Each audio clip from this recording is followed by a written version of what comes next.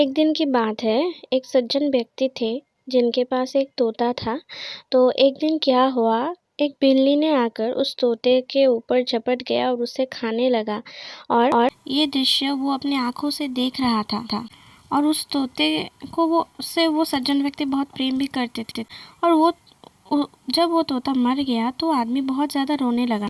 तो उसे एक आदमी ने बोला कि आप मत रोइए, ये तोता गया तो क्या हुआ, मैं आपको दूसरा तोता लेके दूंगा। लेकिन तब उस सज्जन व्यक्ति ने बोला कि मैं तोते के मरने की वजह से मैं नहीं रो रहा हूँ, मैं तो किसी और वजह से रो रहा हूँ।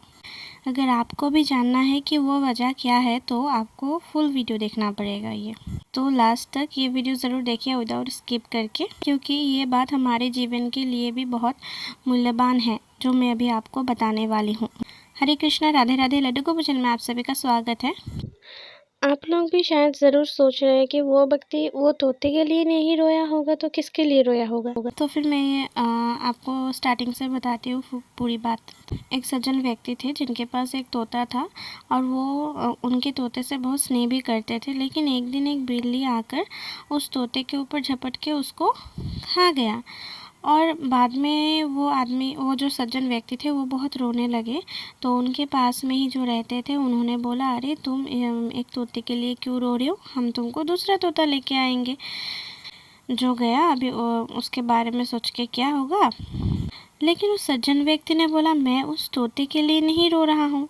इसका मतलब इस सज्जन व्यक्ति को उस तोते पर कोई मोह नहीं था।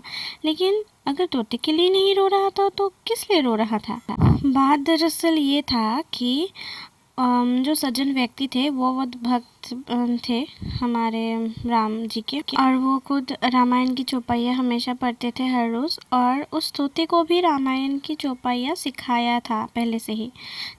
और उस तोते को भी बहुत अच्छे से रामायण की चौपाइयाँ आता था और वो तोता दिन में पूरा रटता भी था रामायण की चौपाइयाँ।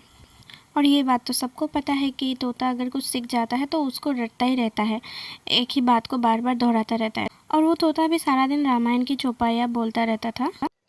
वो सज्जन व्यक्ति बोलने लगे कि जो तोता दिन भर रामायण की चौपाइयाँ रटता रहता था, बोलता रहता था, लेकिन आज जब उसके पास मृत्यु पास आ गया था, उसके सामने उसका मृत्यु था, तब उसने उसका भगवान का नाम नहीं लिया।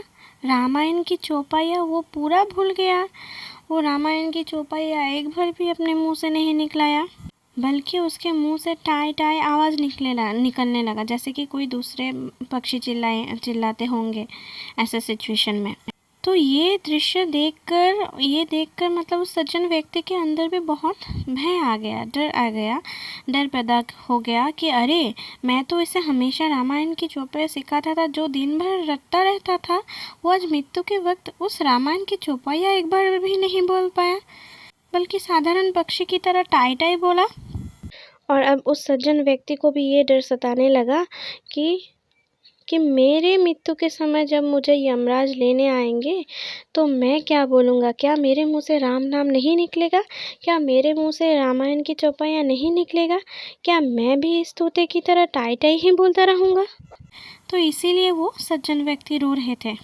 तो इस कहानी से हम लोगों ने क्या शिक्षा मिली, हम लोगों को जो महापुरुष भी बोलते हैं, हमारी भक्ति इतनी प्रबल होनी चाहिए कान्हा जी के लिए, या फिर आप जिनको भी आप मानते हो उनके प्रति आपके लिए भक्ति भाव इतना प्रबल होना चाहिए कि हर वक्त आप कोई भी सिचुएशन में क्यों ना रहे, बस उन्हीं का नाम चिंतन करें, उन्हीं को ही आप हमेशा उन्हीं के बारे में सोचते रहें। बस रटने से तो नहीं होगा, हमारी भक्ति उनके लिए इतना प्रबल होना चाहिए कि हमें हर समय हर जगह बस उन्हीं को ही दिखाई देना चाहिए, चाहे वो मृत्यु ही क्यों ना हो। मृत्यु भी आए तो हमें थोड़ा सा भी भय नहीं होना चाहिए, हमें तो बस राम नाम, राधा नाम, कृष्ण नाम, जो भी नाम आप मानते हो उन्हीं का नाम हमारे जिह्वा से निकलना चाहिए। और ये तभी हो पाएगा अगर हम लोग हमारे असल ज़िंदगी में उनको हर वक्त हमारे सोच में रखें, हर वक्त उन्हीं के बारे में सोचें। ये तोता तो हमेशा रामायण की चौपाइयाँ पढ़ते थे, लेकिन फिर भी उसके मृत्यु के समय उसे कुछ भी याद नहीं रखा। तो सोचिए, जो अपनी पूरी ज़िंदगी में ठाकुर जी के प्रति कोई भी स्नेह ना रखता हो, कोई भी भक्ति ना रखता हो, उनका नाम नहीं लेता हो, तो उनका मृत्यु के समय कैसा हो सकता है।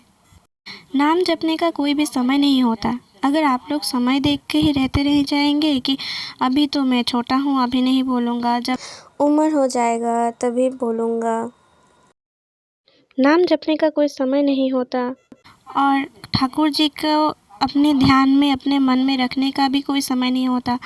आप हमेशा उनको अपने हृदय में रखिए, अपने ध्यान में रखिए, अपने जीवा से उनका मधुर नाम उच्चारण कीजिए। और अगर कोई दूसरा उनके प्रति भक्ति करता है तो उनको भी कभी मत रोकिए। जीवन में अपना कर्म करते हुए कान्हा जी का नाम, राधा रानी का नाम लेते जाइए, उनको अपने ध्यान में रखिए। कान्हा जी तो हर वक्त हमारे साथ ही रहते हैं, लेकिन हम ही मनुष्य है जो हम उनको भूल जाते हैं इस माया के जगत में रह के। तो आप लोग भी इस माया के जगत में रहते हुए भी, अपना कर्म करते हुए भी कभी भी उनको मत भूलिए। हमेशा उन्हीं के बारे में सोचिए। कान्हा जी का हाथ पकड़ते हुए ही आगे बढ़ते चलिए। आप लोगों को भी सफलता ज़रूर मिलेगा जीवन में। उनका चिंतन करिए हमेशा, चाहे सुख हो चाहे दुख हो। और राधे राधे और हरे कृष्ण महामंत्र का जप ज़रूर करते रहिएगा। राधे राधे।